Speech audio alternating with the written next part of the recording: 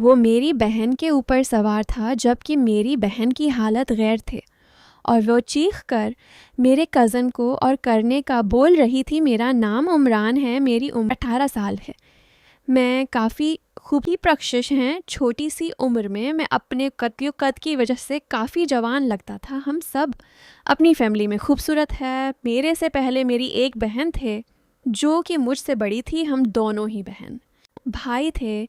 मेरी बहन काफ़ी खूबसूरत है और बहुत जवान थे। हम गांव में रहते थे और हमारी अपनी ज़मीन थे, जिसकी वजह से ज़मीन पर काम करने जाते थे। मेरी बहन को पढ़ाई करने का बहुत शौक़ था और हमारे गांव वो स्कूल नहीं था, उसी वजह से हम लोग बस ज़मीन पर ही काम करते थे और मेरी बहन अपनी पढ़ाई ना कर सके। हमारे ख़ानदान में यही रवाज था कि लड़कियों की शादी कर दी जाती थी। उसी वजह से मेरे अम्मा अब्बा मेरी बहन का रिश्ता तलाश करना शुरू हो चुके थे और मेरी बहन मेरे चचा के बेटे को पसंद करते थे। वो दोनों ही थे और एक दूसरे से मिलते रहते थे।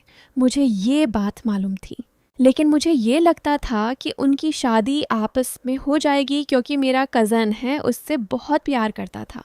हम लोग जब भी ज़मीन पर काम करने के लिए जाते थे, मेरी बहनें खाना लेकर आते थे और मुझे किसी काम से वापस भेज देता था। इस वक्त मुझे समझ नहीं आता था। अब आहिस्ता आहिस्ता मैं जान किया था कि वो दोनों पीछे से क्या करते थे और उनकी मेरी तय। तो ये बहन का एक अच्छी जगह राजा था। वो लोग शहर में रहते थे और बहुत अच्छा बिजनेस करते। मेरे अबू ने ये सब देखा तो वो पूरा ही रिश्ता पका कर दिया था। जब मेरी बहन को मालूम हुआ तो टटी और रेखा लगे थी। मुझे उसके रोने की वजह मालूम थे, पर मैं कुछ भी नहीं कर सकता था और मुझे एक यही उम्मीद थे कि शायद मेरा कज़न बोल देगा कि वो मेरी बहन से शादी करना चाहता है, और वो खामोश रहा था और मुझे मालूम हो गया था कि वो मेरी बहन का बस इस्तेमाल कर रहा था। अगर वह सच में मेरी बहन को चाहता था तो बोल देता कि वो कहता है, लेकिन मेरी बहन को उसकी चालाकी की समझ नहीं आती थी। उसी वजह से रोज़ उसकी याद में आंसू बहाते थे। सब लोग ये समझते थे कि लड़की शादी के वक्त और बढ़ जाती है और अपने माँ बाप को याद करके होती है, लेकिन मैं जानता था, ये जानता था मेरी बहन कितनी रोने की असल वजह क्या थी। फिर मेरी बहन के साथ कैसे शादी हो गई थी। आवर वो शहर गए थे। शादी के अगले दिन वो रस्म की वजह से हमारे पास आए हो तो काफ़ी अरसे से थे। मुझे उसकी उदासी से पता चल गया था कि ज़रूर वो अपने शोहर के साथ कुछ नहीं है, लेकिन अब कोई नहीं हो सकता था। उसे समझौता करना था, ये बात को तस्लीम कर लेना था कि उसकी शादी हो चुकी है। वो वापस चली गई थी। इस तरह शादी को 3 साल गुजर गए थे और इन 3 सालों में वो बहुत दुखी होते थे और उसकी कोई औलाद नहीं थे। वो इमाम के सामने काफ़ी होते थे। वाले उस पर इल्ज़ाम लगा रहे थे कि साथ कोई मसला है। जब भी तो आज़ाद नहीं हो रही, मेरी उमा की उसे समझाती थी कि सब ठीक हो जाएगा, पर उसके ससुराल वालों ने उसे कुछ महीनों का वक्त दे दिया था। लेकिन 1 महीना गुजर गया था। इस वक्त मैं भी कुछ ना हो सका। मुझे काफ़ी परेशान रहते थे। एक दिन मेरी बहन के शौहर है हमारे घर 1 महीने के भेज दिया था और कुछ देर बाद वो वापस आ गया था। मेरी बहन कुछ देर तक तो उदास रहते थे और मुझे महसूस होने लगा था कि 1 हफ्ता के बाद वो काफ़ी खुश रहने लगे थे और उसका दिल लग चुका था। मुझे भी देखकर सुकून मिलने लगा था कि मेरी बहन आप खुश होती है, क्योंकि उसकी खुशी में मेरी खुशी थी। मेरे कज़न वगैरह भी मिलने आया करते थे। एक दिन मेरा वही का जिक्र आया हुआ था।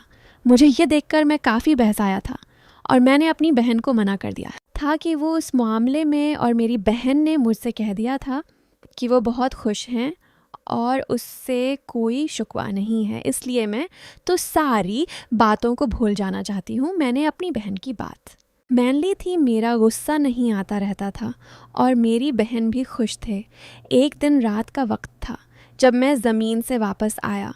22 रूम से अजीब सी आवाज़ आई। मैं जल्दी से पूछा कि अंदर कौन है, जब अचानक से मेरी बहन बाहर निकल आए। स्टार्ट किया था हाय या और मुझसे कहने लगी कि ज़ोर से वो अपनी पुरानी चीज़ निकाली थी। वो मुश्किल से निकल रहे थे, उसकी आवाज़ आ रही थी। मैं भी इस बात को सच समझ गया था और वापस अपने पहुंच रही थी। रोम में चला गया था। दिन ऐसे ही गुजरते रहे और मेरी बहन आप खुश होते थे। वो स्टोर में रात को जाते थे और पूछने पर वो यही कहते थे कि उस टूर्नामेंट में एक काम है।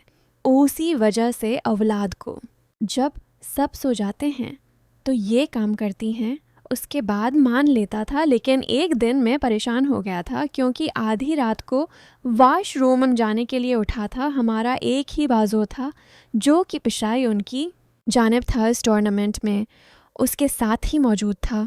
मुझे इस वक्त भी वैसी अजीब सी आवाज़ आए थे जो रात को इस वक्त दैये थे। जब मैं स्टोर रूम से गुजरा था वर मेरी बहन वहाँ मौजूद होते थे। इस बार हुआ कुछ ज़्यादा ही थे और मुझे हैरानी होने लगे थे। मैंने सोच लिया था कि अब मैं ये देख कर ही रहूँगा कि अंदर क्या चल रहा है। मैंने फ़ौरन दरवाज़ा खोल दिया और अंदर का मंज़र देखकर मैं काफ़ी हैरान हो गया था क्योंकि अंदर सिर्फ मेरी बहन नहीं थे बल्कि वो मेरा कज़न भी साथ मौजूद था। इन दोनों को मैंने सालाना देखकर हुक्का बका हो गया था। मेरी बहन भी खुद को छुपाने लगे थे और मेरे कदम भी अपने हालात सही करने लगा था। मुझे काफ़ी अरसा था मैंने अपने कज़न को वहाँ से हटाया और उसे कपड़े पर लगा दिया था और उसे काफ़ी बुरा भला कहना था कि इसकी हिम्मत कैसे हुई मेरी बहन के साथ ये सब करने की। क्या गया और कहने लगा कि वो सब मेरी बहन के कहने पर ही कर रहा था और मेरी बहन ने भी उसे सब करने का कहा था।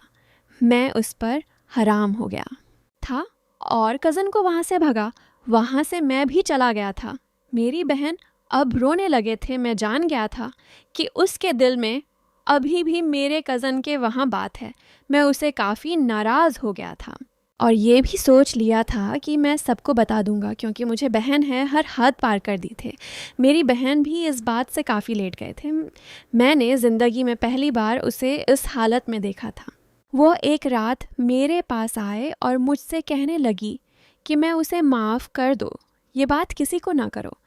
मैंने उससे कहा कि आखिर क्या मजबूरी थी जो वो ये सब करने लगे, इस पर होने लगे थे और कहने लगी कि वो काफ़ी मजबूत दें क्योंकि उससे पता चला है कि उसका फिर शोहर ये नहीं है, उसमें इतनी ताकत नहीं है कि वो औलाद पैदा कर सके।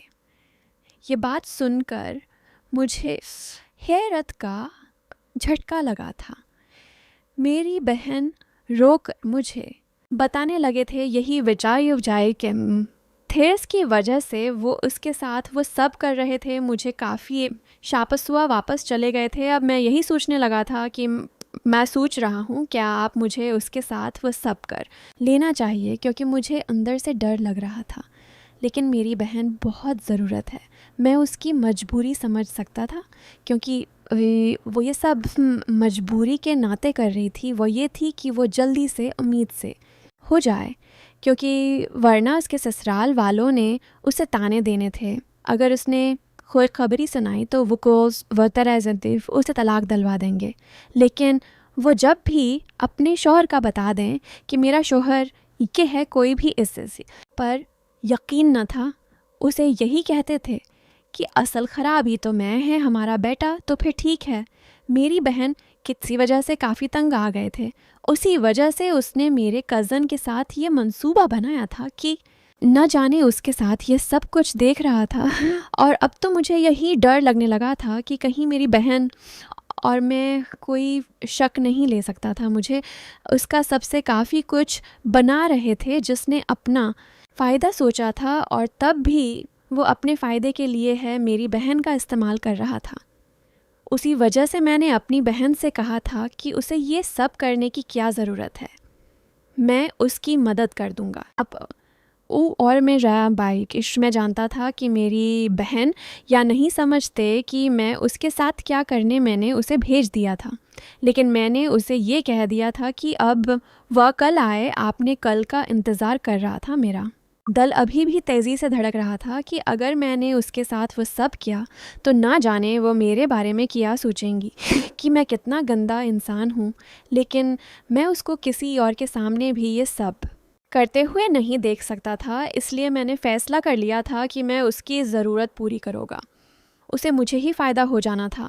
मैंने आज तक कभी भी किसी लड़की को हाथ तक नहीं लगाया था और न ही किसी केमे ने ऐसा सोचा था, क्योंकि मेरा ख़ानदान बहुत ही पढ़ा लिखा था। वो जानता था कि उस चीज़ को करने के बहुत सारे नुकसानात होते हैं। मेरे अज़ीज़ थे, उन्होंने पढ़ाई भी नहीं करनी थी। उसी वजह से हम लोग ज़मीन पर काम करने जाते थे। मैं छोटा था, जिसकी वजह से मैं नहीं समझता था कि गांव में क्या चल रहा था। बाद में पछताना पड़े थे, लेकिन उसके साथ साथ मोहल्ले के सभी लड़के लड़कियों के आपस में चल रहे थे और सब एक दूसरे के साथ ये सभी काम करते थे। लेकिन मुझे उन सब का बिल्कुल नहीं पता था और ना ही मैं किसी ने दिलचस्पी रखता था। यतम बन गई और अब मैंने अपनी बहन को इस हालत में देखा था तो मेरे जज्बात मचल रहे थे। मैं कब से जवान हो गया था ना, तो नहीं थी कि मैंने जवान हुआ था जिसकी वजह से मेरे एहसासात थे, पर जब से अपनी बहन को इस हालत में मैंने अपने कज़न के साथ वो करते हुए देखा था, तब मेरे अंदर अजीब सा जोश पैदा हो रहा था। और अब मैं यही सोच रहा था कि वो जो शख्स मेरी बहन ख़त्म करेगी, और अगर पूरे गांव वालों में से किसी को भी ये बात बता दें कि मेरे उतने गंदे ख़यालात हैं तो मुझे न जाने की सज़ा मिलती। इसी वजह से मैं अपने ख़यालात आ गया। मेरी बहन जैसी मेरे पास आई और तुर्की के मुझे ये बताओ, तो मैं खामोश हो गया था। मेरा दिल कह रहा था कि ऐसा न करो, लेकिन मेरा दिमाग कह रहा था कि ये सस्ता चेस्टिंग मौका से फ़ायदा उठाया जाए, और भी बहन की मजबूरी का फ़ायदा उठा के मैं अपने आप को सुकून दे दूँ। मैंने दिल पर पत्थर रखा और दिमाग की सुने और अपनी बहन